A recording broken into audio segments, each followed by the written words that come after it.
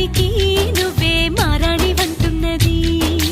ప్రతిరోజులా ఒక రోజా ఇది, ఏడాదిలో మహారాజే ఇది.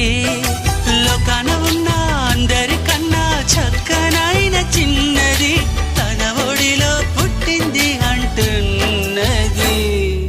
మేఘాల పల్లకిలోనా, మేఘాల పల్లకిలోనా దిగి వచ్చింది ఈ దేవకన్య.